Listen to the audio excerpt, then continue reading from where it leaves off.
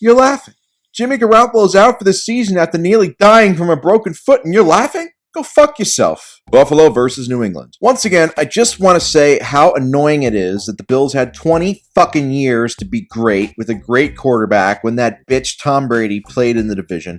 And the moment he leaves, Josh Allen becomes a fucking Hall of Famer. This game lent credence to that. Sure, the Pats started off well enough, taking a 7-3 lead after one, thanks to a 48-yard bomb from Mac Jones to Marcus Jones, but having Matt Patricia and Joe Judge as your play callers has diminishing returns. Allen promptly found Stephon Diggs for a score, and then Gabe Davis for another score to take a 17-7 lead at halftime after a missed 48-yard field goal by Nick Folk at the buzzer. The third quarter saw nothing before the Bills put the game away with a 94-yard drive, capped off by a Devin Singletary touchdown run to go up 24-7. The Pats' final field goal with 2 minutes left was as useless as seatbelts on a school bus, and the only points they would score on their last 7 drives. The Bills are now back in the 1 seed and in prime position to lose to the Chiefs again in the playoffs. Baltimore versus Denver. The big news from this game was Lamar Jackson suffering a potentially serious knee injury for the 2nd season in a row. As for the actual on-field play, let me break it down for you guys. There were 21 combined possessions in this shit show of a game. 13 of them were punts, 2 of them were interceptions,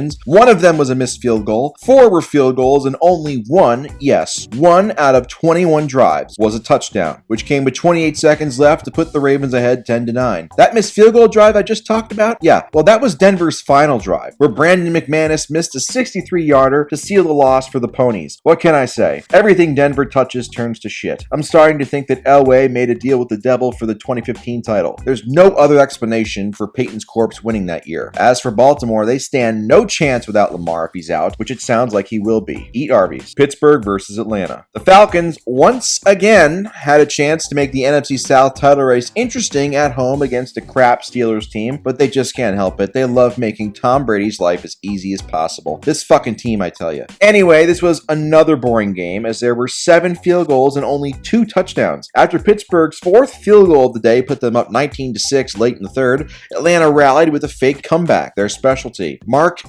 Mariota found Michael Pruitt for a touchdown to cut it to 19-13 entering the 4th. Then in the 4th, Mariota led Atlanta on a 9-minute drive, but it only ended in a field goal instead of a touchdown to make it 19-16 Pitt with 5 minutes left. Pitt was able to trim off most of the remaining time, however, only giving Mariota the ball back at Atlanta's 2-yard line with 42 seconds left with no timeouts. And goddammit, Mariota pulled off the impossible, leading a miracle touchdown drive. No, I'm just kidding. The scrub threw an interception to lose the game on the first play of the drive. Now Atlanta is 5-8, while Mike Tomlin has his team at 5-7, and this motherfucker is somehow going to find a way to once again avoid a losing season. I just know it. Green Bay versus Chicago. It's nice to know that no matter what else changes in this crazy world, Aaron Rodgers will always be there to skullfuck the Chicago Bears. It didn't matter that Chicago had a 10-0 lead after one, thanks to a 55-yard touchdown run by Justin Fields, or a 16-3 lead late in the 2nd. Rodgers would just calmly find Christian Watson for another touchdown to make it 16-10 before halftime. Chicago extended the lead to 19-10 entering the 4th, but Rodgers simply laughed, took some more ayahuasca, and led Green Bay on an 82-yard touchdown drive, capped off by an A.J. Dillon touchdown run to make it 19-17. Then Chicago missed a makeable field goal, and the inevitability of Rodgers that Bears fans have felt for the last 15 years in the pit of their stomachs was once again in full swing. Rodgers would lead Green Bay on a go-ahead field goal drive to go up 20-19 with 5 minutes left. Justin Fields has improved tremendously this year, but he has been bad in clutch situations, and this continued as he threw a terrible interception on Chicago's next drive. I pointed out Fields' crunch time struggles on Twitter, and Bears fans completely pooped their diapers, emotionally melting down, calling me names, and saying that I don't watch the games. I guess the official NFL app that says the Bears are 3-9 is wrong then. Anyway, a few plays after Jamarcus Fields' terrible interception, Green Bay sealed the game with a 46-yard touchdown run by Watson and a 2-point conversion to go up 28-19. Considering Rodgers' post-game antics, it's fitting the Pack won by 9 points. Detroit versus Jacksonville.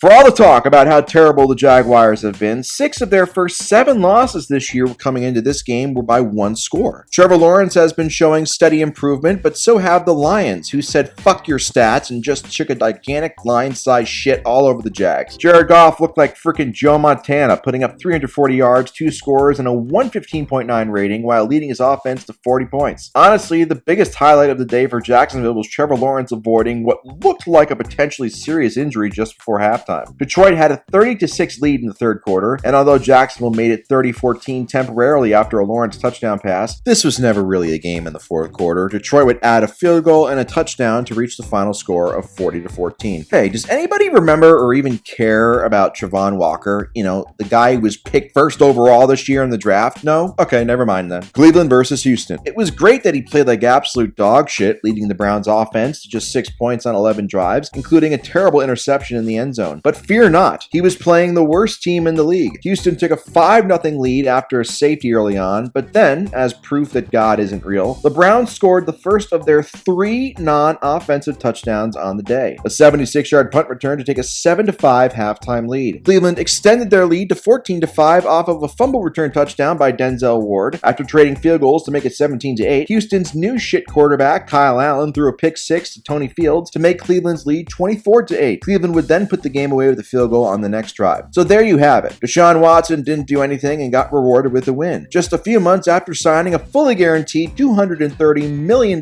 contract, despite facing several dozen sexual misconduct lawsuits in civil court. Don't you just love America? Philadelphia versus Tennessee. All season long, I've had to listen to you dumbass Eagles haters say this team is a fluke and not actually that good. Well, I got news for you. This Eagles team is not only good, they are great. In fact, somebody must have given the players laxatives because they can't stop shitting on everybody they play. The Titans were no exception. Philly played with their food a bit, holding on to a 14-10 lead late in the first half before MVP frontrunner Jalen Hurts ran for a score to make it 21-10 at halftime. That lead expanded to 28-10 in the third after Hurts' second touchdown pass of the day to A.J. Brown. Philly's defense shut out Tennessee on their last 7 drives, while Philly just kept adding points on a Miles Sanders touchdown run to reach the final score of 35-10. If not for the obvious anti-Eagles deep state referees who cost us the game versus Washington a few weeks ago, this Eagles team would be going for 20-0. But I guess we're just going to have to win the Lombardi with a 19-1 record instead. All you haters, kiss the fattest part of my succulent ass. Washington versus the Giants. Oh, look, it's 2 loser franchises who won't win the NFC East this year. Haha.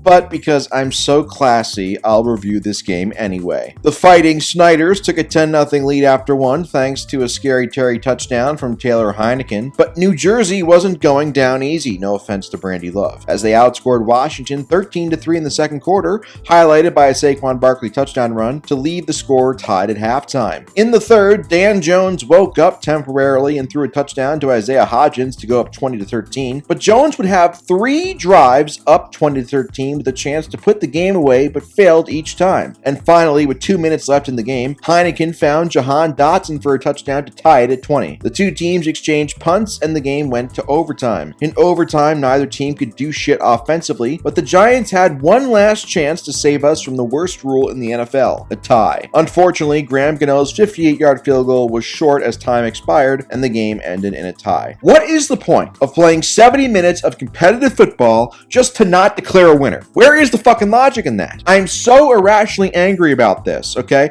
Ties should not exist in the NFL in 2022. They need to be exterminated. Fuck you, Goodell. Minnesota versus the Jets. This game was a slow burn. No offense to Darth Vader on Mustafar. The game was tied at 3 after 1. Then Minnesota reeled off back-to-back touchdown runs and a field goal to take a 20-3 lead late in the first. But these aren't your non-binary cousins Jets. No, sir. Mike White, not to be racist, led the team on 4 straight field goal drives to make it 20-15 early in the fourth quarter, but things seemed doomed when Kirk Cousins found Justin Jefferson for a touchdown to go up 27-15, but White refused to go quietly, finally getting the Jets into the end zone with a touchdown run to make it 27-22 with 6:45 left. White would get 2 more chances to win the game for the Jets, getting the ball to the 1-yard line, but failing to score on 3 tries, although his last attempt seemed to be dropped by Wes Welker clone number 13, Braxton Berrios. White's last drive ended with him throwing a desperation interception into double coverage on 4th down. Look, throwing interceptions into double coverage like a real man is better than being a bitch who throws checkdowns for touchdowns, okay? Minnesota is now the least intimidating, aka worst 10-2 team maybe ever, and I fully expect them to go one and done in the playoffs. Seattle versus the Rams. With Matthew Stafford now out for the season, the Rams turned to PFT commenter to lead them at quarterback. The results were, well, not great, as John Wolford threw 2 interceptions interceptions and had a putrid 43.4 rating, as well as 4 sacks taken for 30 lost yards. Despite Wolford's ineptitude, the Rams had a great chance to win. The game was close the entire time. A Cam Akers touchdown run was countered by a Geno Smith touchdown to Tyler Lockett in the first quarter. The Rams had a 10-7 lead, but not for long, as Geno found Noah Fant for a touchdown to go up 14-10. The teams would then exchange field goals all the way until late in the fourth. With Seattle winning 2016, Akers ran in his second touchdown of the day to give the Rams a 23-20 lead, but future Hall of Famer Geno Smith wasn't fazed at all, leading a game-winning drive capped off by an 8-yard touchdown to DK Metcalf to go up 27-23 with 36 seconds left. A desperation interception by Wolford on 4th and 20 sealed the game, and Seattle improved to 7-5, while the Rams continue to be the worst defending champs in NFL history. San Francisco versus Miami. Our worst fears have come true. On the 49ers' opening drive of the game,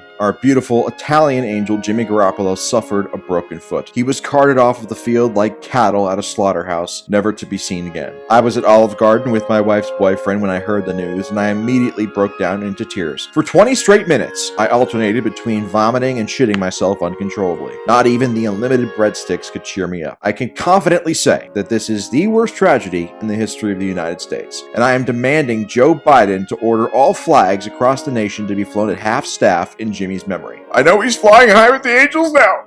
I give the 49ers props, though. They made sure Jimmy's death wasn't in vain, as Brock Purdy did a solid job throwing 2 touchdowns in relief, and the defense sealed the win by turning Miami over on downs in the fourth, then returning a fumble for a touchdown to reach the final score of 33-17. Please excuse me. I'm just so emotionally distraught over Jimmy. Las Vegas versus the Chargers. Things started out great for the Batteries, as Derek Carr threw a pick six to Bryce Callahan, and a field goal gave them a 10-0 lead early in the second, but future Hall of Fame head coach Josh McDaniels scoffed at that, as Josh Jacobs continued his stellar play, ripping off a 20-yard touchdown. Then Avicii hit a 55-yard field goal to make it 10-10 before LA added a field goal to make it 13-10 at halftime. Famous respecter of cameramen Devontae Adams then took over the game, catching back-to-back touchdowns in the third quarter to give Vegas a comfortable 24-13 lead. All the while, Justin Herbert struggled to get going, scoring just 6 points on his first 8 drives, as Vegas expanded their lead to 27-13 early in the fourth. Herbert showed flashes of his immense talent on a gorgeous 35-yard touchdown to Keenan Allen on 4th down to make it a 27-20 game with 8:34 left, and Herbert would get effectively one more chance to tie the game, and he got the ball to Vegas' side of the field, but the drive ended with a turnover on downs. Vegas drained much of the clock, and Herbert got the ball back at his 10-yard line with 10 seconds left and no timeouts, so yeah, he lost, falling to 21-23 all-time as a starter. Either his coaching is really that bad, or his rib injury is much worse than we know, because he's regressed badly this year. Or maybe he's just destined to be a spicy Phillip Rivers who doesn't pull out. Cincinnati versus Kansas City. The most hyped game of the week lived up to it, as my fat ass sat on my couch for 3 hours as Jim Nance's soothing voice took over my thoughts. Sneaky athlete Joe Burrow as Cockiner started the festivities with a 4-yard touchdown run, while Kansas City answered with a field goal to make it 7-3 after one. Cincy made it 14-3 after Burrow found T. Higgins for a score. Then Kansas City started getting serious. Mahomes found Jerick McKinnon for a score to make it 14-10 at halftime. KC then took the lead in the third quarter on a touchdown run by Isaiah Pacheco, who, after Trent Green, is the second best player to ever wear number 10 in Kansas City history who did not choke a pregnant woman. After Cincy tied the game with a field goal, Mahomes went psycho on a 4th down run that ended with a touchdown after the ball broke the plane. No offense to the... You know what? That joke's pretty dark. Let's move on. Cincy made it 24-20 early in the fourth on a field goal, and Kansas City seemed poised to close out the game, but Gronk wannabe Travis Kelce fumbled the ball back to Cincy, and Burrow marched them right down for a touchdown, finding not Captain America Chris Evans to go up 27-24. Mahomes had plenty of time left though, and he got the ball to Cincy's 37 to set up a game-tying field goal attempt, but it was missed. Burrow then came through, converting 2 clutch third downs to drain the remaining game time to seal his 3rd straight win over the Chiefs and Mahomes. The Bengals own the Chiefs, while the Chiefs own the Bills. Those are the top 3 teams in the AFC, and it should be great to see how it plays out in January. Dallas versus Indy. One of the most misleading final scores ever. It's interesting the Cowboys wore red, white, and blue stripes on their helmets, as I thought Jerry Jones wasn't a fan of mixing colors. Anyway, this game was actually intense through 3 quarters. Dak and future ESPN NFL Sunday Countdown analyst Matt Ryan both threw 2 touchdowns, while Dallas was barely holding on to a 21-19 lead entering the fourth after a missed 2-point conversion by Indy. In the fourth quarter, how do I put this? Well, if we go by 2 girls, 1 cup logic, the Cowboys were the 2 girls and the Colts were the cup. If you know, you know. A Dak touchdown touchdown to Michael Gallup made it 28-19. Then a fumble return 18 seconds later made it 34-19. Then Tony Pollard broke off a 30-yard touchdown run to make it 40-19. Then Ewok Elliott got in on the fun with a touchdown to make it 47-19. But Dallas had more left. Malik Davis even broke off a 23-yard run to reach the final score of 54-19. Indy was outscored 33-0 in the fourth quarter. One of the worst performances in any quarter by any team at any point in NFL history. Indy had 4 legit possessions in the quarter, and all 4 ended in turnovers. I guarantee Colts fans are desperately yearning for the Peyton Manning era, where losses like this would never happen. Well, until January came around. But in the regular season, no sir. As for Dallas, I look forward to them losing in the divisional round again. Tampa Bay versus New Orleans. Well, folks, it happened again.